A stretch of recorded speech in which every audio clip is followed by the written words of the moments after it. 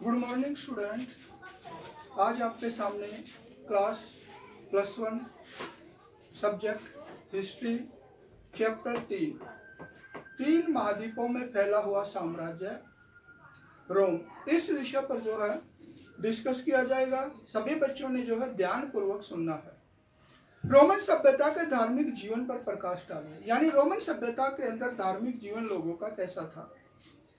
प्रारंभ में रोमन धर्म में पारलौकिक जीवन का समावेश नहीं था। प्रारंभ के अंदर जो है रोमन धर्म में जो है दिव्य पारलौकिक का जो है समावेश नहीं था। वह एक व्यवहारिक धर्म था। जो रोमन धर्म था वो एक व्यवहारिक धर्म था, व्यवहार में प्रचलित धर्म था, जिसका संबंध मनुष्य के दिन प्रतिदिन के जीवन से था। और इसका संबंध मुख्य रूप से मनुष्य के मतलब डेली जीवन से संबंधित था, दिन प्रतिदिन के जीवन से संबंधित था।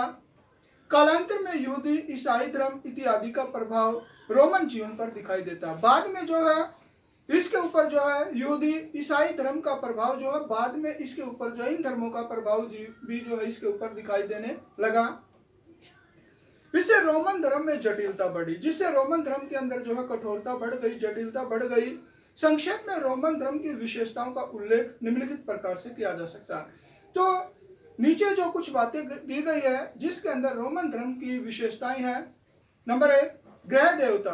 रोम के हर एक परिवार का अपना ग्रह देवता होता था, यानी रोम के अंदर जो भी लोग रहते थे उन सब का अपना अपना एक ग्रह देवता होता था जो उस परिवार की रक्षा करता था। और यह ग्रह देवता जो उस परिवार की रक्षा करता था, द्वार की रक्षा का देवता जेनस था, यानी मुख्य द्वार की रक्षा करने वाला जो देवता था उसे जेनस कहा जाता था।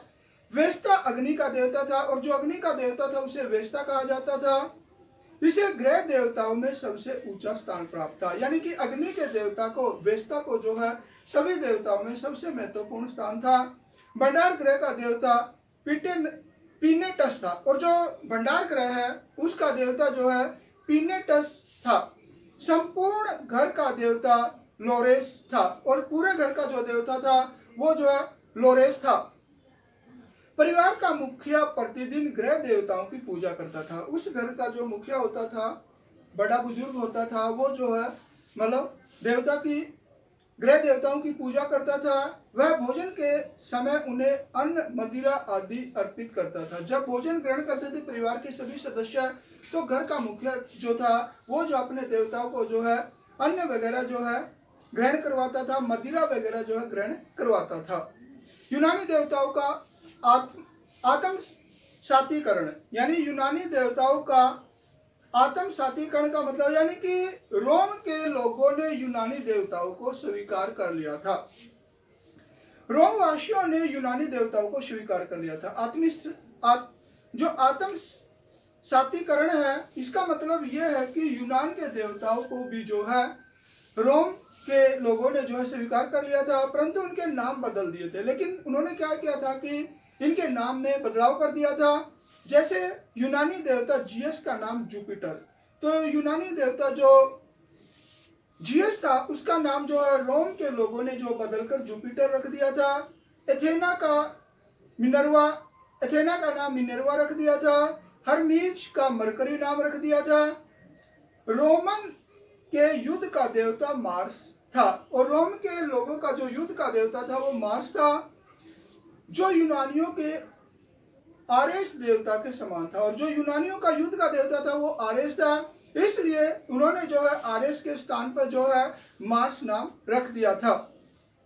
उनकी प्रेम की देवी वीनस थी, जो यूनानी देवी एप्रोदित के समान थी। यानी कि कहने का मतलब यहाँ पर यह है कि यूनानी देवताओं को भी जो है रोम के लोगों ने अपना लिया था, किंतु इनके नाम में जो है कुछ बदलाव कर दिया था, चेंजिंग कर दी थी।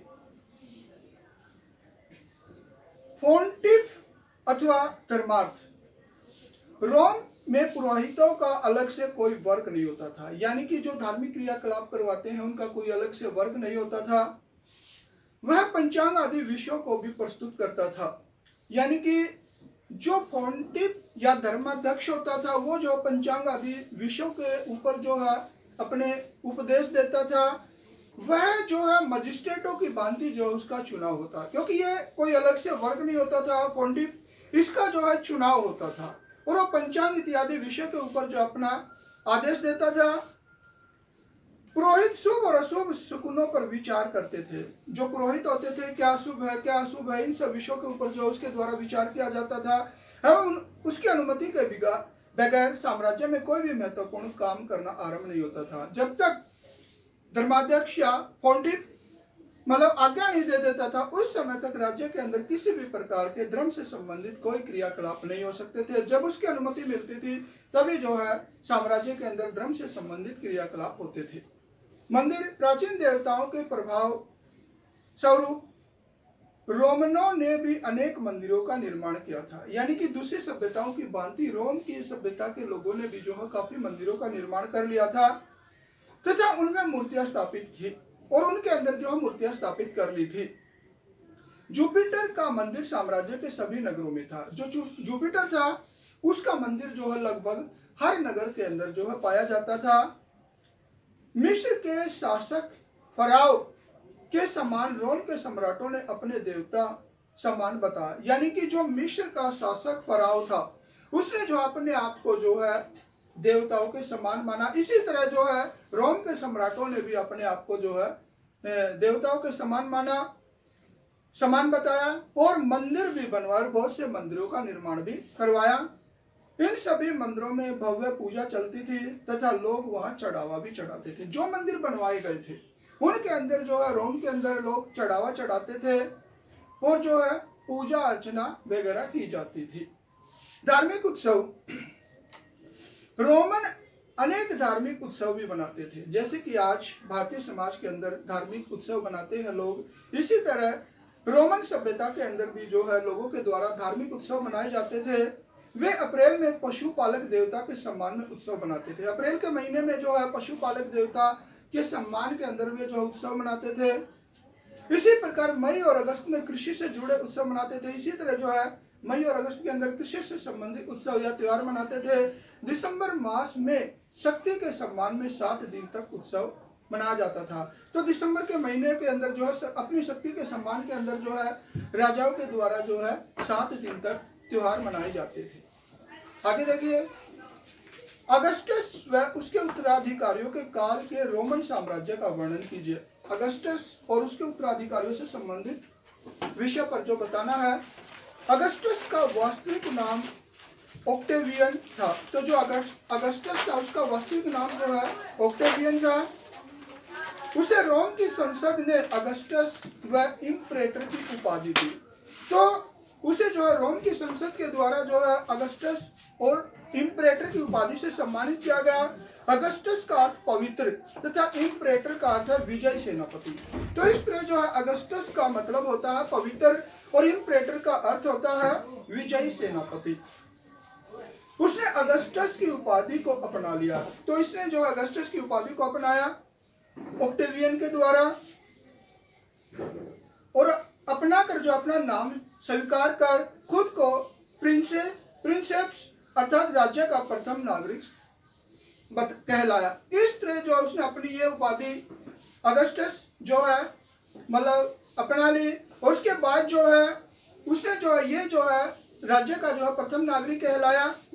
इसके बाद उसके उत्तराधिकारियों द्वारा प्रिंसेशिप कहलाना शुरू कर दिया। जब ये उपाधि ऑक्टेवियन के द्वारा अपना ली गई तो उसके आने वाली न्यू जनरेशन के द्वारा जो अपने आप को जो प्रिंसे कहलाना आरंभ कर दिया।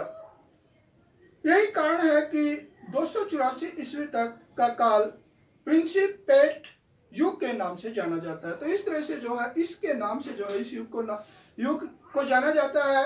यही काल रोम के इतिहास में सर्वाधिक विकास व उन्नति का काल था।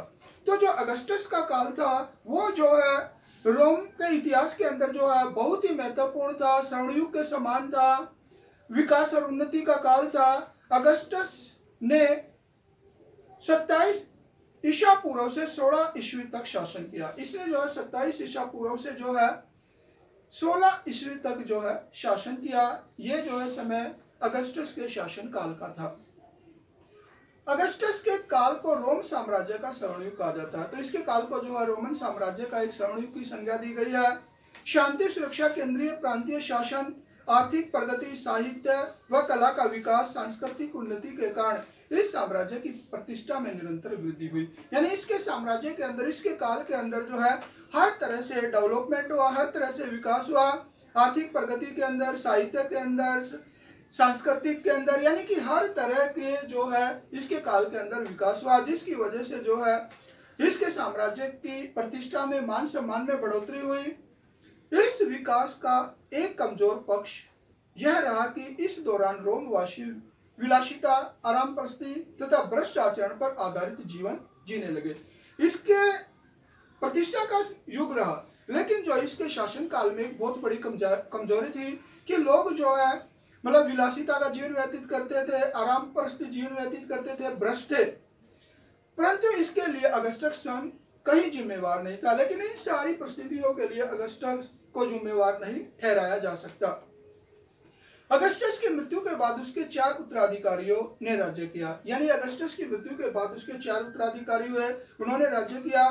ये टाइबेरियस 16 से 37 ईस्वी, कार्लो गुला 37 से 41, क्लाडियस 41 से 54 एवं नेटो 54 से 96 ईस्वी थे।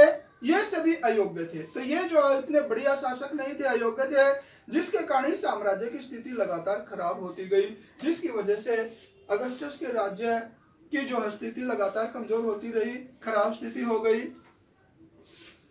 इन पर 4 अयोग्य शासकों के उपरांत 5 योग्य शासकों का राज्य रहा। इसके बाद जो ये 4 अयोग्य शासक थे, इसके बाद 5 योग्य शासक जो है इनके उत्तराधिकारी आए सामने। 5 योग्य शासकों का राज्य, जिनमें नेरवा 96 से 98, ट्राजान 98 से 177, हेड्रिन 117 से 138। यहाँ पे जो है बुक के अंदर कुछ मिस्टेक दी गई है, 98 से 77 लिखा गया है, लेकिन हो सकता है कि 98 से 117 हो। तो नेक्स्ट जो राजा हुआ है हेड्रिन, वो जो 117 से 138 तक रहा है। एंटोनियस पायस 138 से 161 तथा मार्क्स 161 से 180 शामिल थे। यानी कि यह समय जो है इन 5 योग्य जो राजा हुए हैं उनका जो है समय रहा है। इसके अंदर जो है ट्राजान का जो है 98 से 177 का टाइम दिया गया है, जो कि गलत है। ये जो है 98 से 117 ईस्वी तक का जो है टाइम पीरियड है। इन सभी के द्वारा रोमन साम्राज्य के वैभव को पुनः स्थापित करने के लिए कार्य किया गया। तो इन 5 राजाओं के द्वारा जो समय समय पर रोमन साम्राज्य की छवि को सुधारने के लिए समय समय पर अच्छे कार्य किए गए एवं उन्हें सफलता भी मिली, और उनको जो है अपने साम्राज्य में जो है विकास करने के लिए काफी सफलता मिली। ये सभी अगस्टस की गतिविधियों को अपना रहे थे। तो इन्होंने जो अपना रास्ता अपनाया वो अगस्टस ने जो रास्ता अपनाया था उसी तरह से जो है इन 5 योग्य राजाओं के द्वारा जो है अपना रास्ता अपनाया और अपना रोमन साम्राज्य का पूर्ण विकास किया। तो बच्चों, आज आपके सामने 2 लॉन्ग क्वेश्चन समझा दिए हैं। ये सभी क्वेश्चन जो आपने सभी बच्चों ने जो है ध्यानपूर्वक सुनने हैं और इनको जो है याद करना है। धन्यवाद।